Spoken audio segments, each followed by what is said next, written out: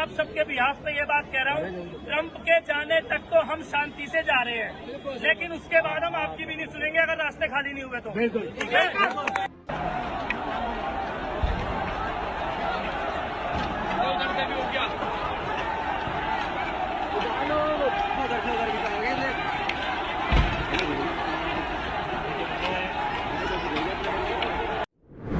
नमस्कार, एक एक सीट प्रोग्राम के साथ एक बार फिर हम हाजिर हो गए हैं एक नई विधानसभा सीट को लेकर, जहां हम चर्चा करेंगे कि इस विधानसभा सीट पर कैसा इतिहास रहा है, कौन चुनाव लड़ चुका है, कौन बाजी मार चुका है, अब मुकाबला किस पार्टी का किससे होता हुआ नजर आएगा, कौन प्रत्याशी होगा, तमाम चर्चा करेंगे विधानसभा सीट को लेकर। आज जिस विधानसभा सीट को लेकर अगर हम चर्चा करने वाले हैं, ये विधानसभा सीट है करावल नगर। करावल नगर विधानसभा सीट की चर्चा करने से पहले हम लोकसभा क्षेत्र की चर्चा कर लेते हैं। उत्तर पूर्वी दिल्ली लोकसभा क्षेत्र के अंतर्गत 10 विधानसभा सीटें आती हैं, जिसमें से जिक्र किया जाए तो बुराड़ी, तिमारपुर, सीमापुरी, रोहतास नगर, सीलमपुर, गोंडा, बाबरपुर, गोकलपुर, मुस्तफाबाद और करावल नगर इसमें शामिल है। अगर बात करें कि जब से चुनाव हुआ है या पिछले चुनावों का जिक्र कर लें, यानी कि 2020 के विधानसभा चुनाव का जिक्र कर लें, तो कितनी सीटें किस पार्टी ने जीती, तो भारतीय जनता पार्टी ने यहाँ पर कुल मिलाकर 3 सीटों पर जीत दर्ज की है। आम आदमी पार्टी की बात करें तो आम आदमी पार्टी ने 7 विधानसभा सीटों पर जीत दर्ज की है, यानी कि लोकसभा क्षेत्र के अंदर आने वाली 10 विधानसभा सीटों में 2020 के विधानसभा चुनाव में 7 सीटें आम आदमी पार्टी ने जीती और 3 सीटें भारतीय जनता पार्टी ने जीती। और जो 3 भारतीय जनता पार्टी ने सीटें जीती हैं, इसमें से करावल नगर विधानसभा सीट भी आती है। और करावल नगर विधानसभा सीट की बात करें तो ये भारतीय जनता पार्टी का गढ़ कहा जाता है। हिंदूवादी चेहरा होने के कारण भारतीय जनता पार्टी लगातार यहाँ से चुनाव जीतती हुई नजर आई है। लेकिन क्या 2025 के मुकाबले भारतीय जनता पार्टी क्या अपने कमल को फिर से गाड़ती हुई नजर आएगी या फिर कोई और पार्टी यहाँ पर बाजी मारती हुई दिखाई दे सकती है? कई सवाल यहाँ पर जुड़ जाते हैं। सवालों के जवाब लेंगे, चर्चा करेंगे। मेरे साथ मेरे वरिष्ठ सहयोगी अमन सर जुड़ चुके हैं। सर, पहले तो आपका बहुत बहुत स्वागत है। सर, चर्चा करें तो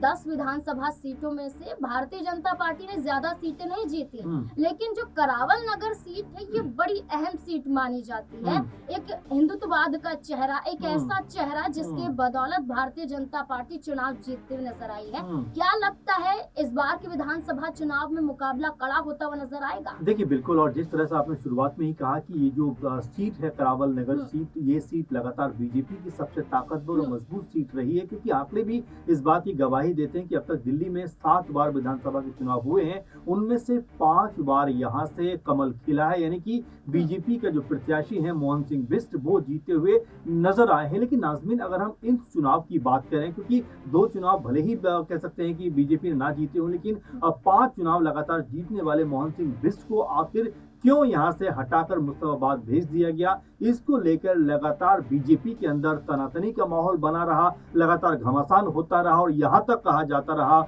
जो मोहन सिंह बिष्ट हैं कि भाई अगर मुझे मेरी सीट नहीं दी गई तो इसका अंजाम बीजेपी को भुगतना पड़ेगा, ये कुछ कहते हुए नजर आए थे। और अभी भी मोहन सिंह बिष्ट कोई बहुत ज्यादा नाज़रीन खुश नहीं है, क्योंकि जिस तरह से उनको मुस्तफाबाद भेजा गया है वो यही बात कह रहे हैं कि भाई मैंने 5 बार बीजेपी को यहाँ से चुनाव जिताया और यहाँ पर चुनाव जिताने का जो इनाम है मुझे ये मिला कि मुझे यहाँ से उठाकर मुस्तफाबाद शिफ्ट कर दिया गया। इसको लेकर वो खासा नाराज हैं। कपिल मिश्रा का जिक्र यहाँ पर थोड़ा सा करना चाहेंगे, क्योंकि कपिल मिश्रा वही चेहरा है जो आम आदमी पार्टी का एक समय सबसे ज्यादा ताकतवर चेहरा हुआ करता था, जो पीएम मोदी पर भी बोलने से हिचकते नहीं थे, तमाम पोल पट्टी मोदी जी की खोलते हुए नजर आते थे। लेकिन 2015 का चुनाव जीतने के बाद अचानक से वो पलटी मारते हैं और 18-19 आते आते वो बीजेपी के अंदर शामिल हो जाते हैं और पूरे का पूरा जो प्लान यहाँ पर कह सकते हैं कि बीजेपी का रहा कि किसी तरह से आम आदमी पार्टी को तोड़कर अपने कह सकते हैं कि तमाम साथियों को अपने कह सकते हैं कि पार्टी में मिलाया जाए। वो उसकी शुरुआत कहीं ना कहीं जो एक बड़ा चेहरा थे आम आदमी पार्टी का उस वक्त कपिल मिश्रा, उनके जरिए होता हुआ नजर आया। फिलहाल अगर अभी की बात करें तो यहाँ पर जो स्थिति है वो क्या वाकई में कपिल मिश्रा के पक्ष में जाती हुई नजर आ रही है, क्योंकि आपको याद होगा कि जब दिल्ली दंगे हुए थे उस समय कपिल मिश्रा एक बड़ा चेहरा बनकर उभरे थे, तमाम तरह के आरोप उनके ऊपर भी लगे, लेकिन जिस तरह से उनको अब टिकट दिया गया है उसके बाद ये बात कही जाने लगी है कि क्या वाकई यहाँ बीजेपी ने कोई गड़बड़ तो नहीं कर दी, क्या बीजेपी ने यहाँ पर एक तरीके से अपनी जीती हुई सीट आम आदमी पार्टी की झोली में तो नहीं डाल दी। क्योंकि अगर यहाँ पर अगर देखा जाए समीकरण तो यहाँ बीजेपी की तरफ से कपिल मिश्रा दिखाई पड़ रहे हैं, जो जैसा मैं पहले भी कह चुका हूँ कई विवादित चीजों के अंदर उनका नाम रहा है। हमेशा जो उनके बयान होते हैं जहरीले होते हैं और कहीं ना कहीं विवाद उन पर खड़ा हो जाता है। उनको टिकट बीजेपी ने करावल नगर सीट से दिया है, जहां से लगातार मोहन सिंह बिष्ट जीतते रहे। दूसरा बड़ा अगर चेहरे की बात करें आम आदमी पार्टी की तरफ से तो यहाँ से मनोज त्यागी को कह सकते हैं आम आदमी पार्टी ने यकीन जताया, भरोसा जताया, उनको यहाँ से टिकट दिया गया है। और लगातार जो प्रयास किया जा रहा है कि भाई आम आदमी पार्टी ने जो काम दिल्ली के अंदर किया है उस काम को लेकर करावल नगर पहुंचा जाए कि भाई हम ये काम दिल्ली के अंदर कर रहे हैं और ये योजनाएं जो है, चाहे महिला सम्मान की बात करें, चाहे ऑटो ड्राइवर को जो योजनाएं हैं, चाहे पुजारी ग्रंथी को लेकर जो योजनाएं हैं, चाहे दलित जो बच्चे हैं उनको स्कॉलरशिप देने का जो पूरे का पूरा कह सकते हैं कि जो योजना है, इसे तमाम सारी चीजें हैं जो कहीं ना कहीं आम आदमी पार्टी करावल नगर में कहीं ना कहीं प्रचार प्रसारित करती हुई नजर आ रही है। अब यहाँ पे कांग्रेस पार्टी को अगर जोड़ लें तो पीके मिश्रा का नाम यहाँ पे निकल के सामने आया है, लेकिन कांग्रेस पार्टी को लेकर लगातार यही बात कही जा रही है कि वो खुद जीतने के बजाय कहीं ना कहीं आम आदमी पार्टी के ही वोटों को काटती हुई नजर आएगी। क्योंकि आप देखिए आज हम 20-21 तारीख में बात कर रहे हैं, कांग्रेस पार्टी का कोई भी बड़ा लीडर प्रचार प्रसार में आपको नजर नहीं आ रहा है। देखिए ट्विटर के जरिए या कह सकते हैं कि आप जो है प्रदेश कमेटी में बैठकर एक प्रेस कॉन्फ्रेंस के जरिए आप चीजों को नहीं समझ सकते। राहुल गांधी तमाम देश को नापते हुए नजर आते हैं, लेकिन दिल्ली चुनाव के वक्त वो पटना में दिखाई पड़ते हैं। तो यहाँ साफ दिखाई पड़ता है कि क्या कांग्रेस पार्टी चुनाव जीतने के लिए मैदान में उतर रही है या यहाँ पर आम आदमी पार्टी को नुकसान पहुंचाने के लिए उतर रही है। अगर हम समीकरणों पर नजर डालें तो बीजेपी 2015 को छोड़कर अगर हम देखें तो 98, 2003, 2008, 2013, 20 में यहाँ पर कमल खिलाने में कामयाब रही और 93 में भी कह सकते हैं कि यहाँ पर बीजेपी नहीं जीती थी। तो कुल मिलाकर 7 में से 5 चुनाव जो है वो यहाँ से बीजेपी जीती और इन 5 चुनाव को मोहन सिंह बिष्ट के नाम पर जीता गया है। लेकिन नाजमीन अगर यहाँ से मोहन सिंह बिष्ट नहीं है तो क्या करावल नगर में जब यहाँ कपिल मिश्रा आम आदमी पार्टी के टिकट पर चुनाव जीते 2015 में, क्या वो दोबारा इतिहास दोहराते हुए नजर आएंगे? क्योंकि वोटों का भी अपना एक अलग तरीका हो जाता है कि जब आप आम आदमी पार्टी में थे तब वोट अलग तरह से मिले होंगे, आज जब आप बीजेपी में हैं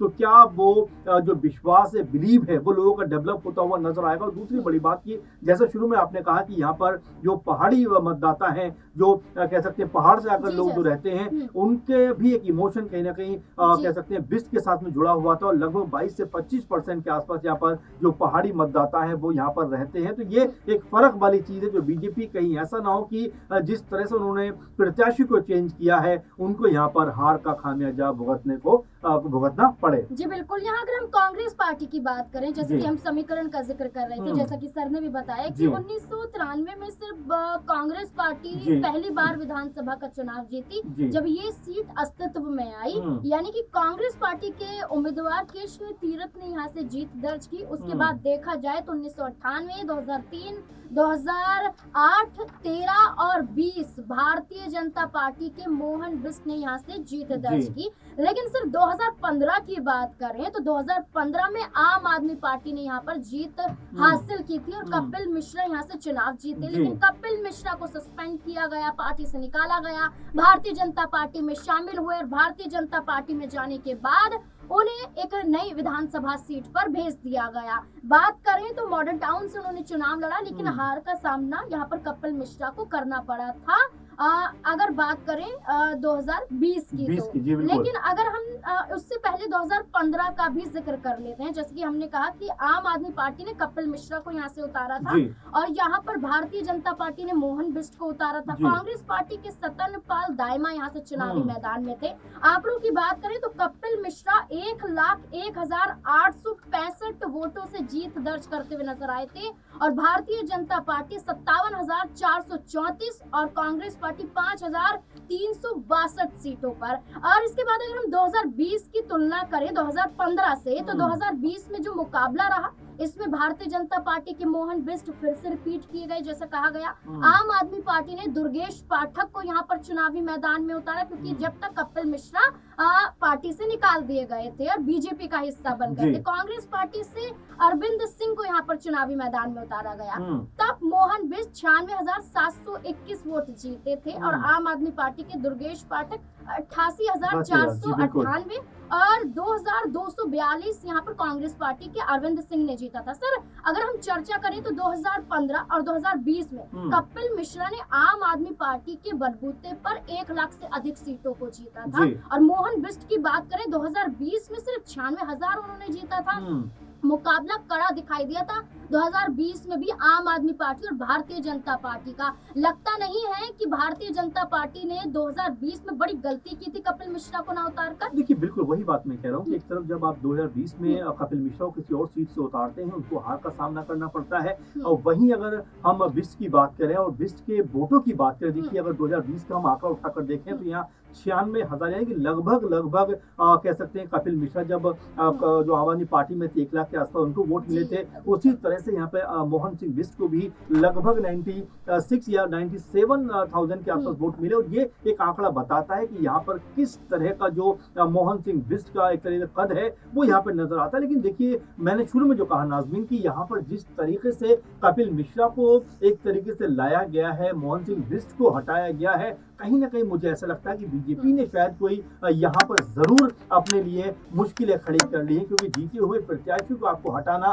कहीं ना कहीं आपके ऊपर भारी पड़ता हुआ नजर आ सकता है। नाज़रीन, आंकड़ों में जिस तरह से आप समझा रहे थे और बता रहे थे, देखिए कुछ आंकड़े मेरे पास भी हैं। अगर मैं 2015 की ही बात करूं तो उस समय कपिल मिश्रा आम आदमी पार्टी का एक बड़ा चेहरा हुआ करते थे और इसी एवज में उनको 1 लाख से ज्यादा वोट मिले। 2020 में जब बीजेपी में शामिल हो जाते हैं तो उनको हार का सामना करना पड़ता है। और 2025 में करावल नगर में जो बीजेपी ने कपिल मिश्रा को उतारा है वो इसीलिए उतारा है कि भाई करावल नगर में उनको 1 लाख वोट जब वो आम आदमी पार्टी में थे तब मिले थे, इसीलिए उनको यहाँ से उतारा गया। लेकिन देखिए, आम आदमी पार्टी का जिस तरह का वोट बैंक रहा है और कांग्रेस पार्टी को देखिए जरा आप, यहाँ पर कांग्रेस पार्टी के दोनों इलेक्शन अगर हम देखें तो कांग्रेस पार्टी अगर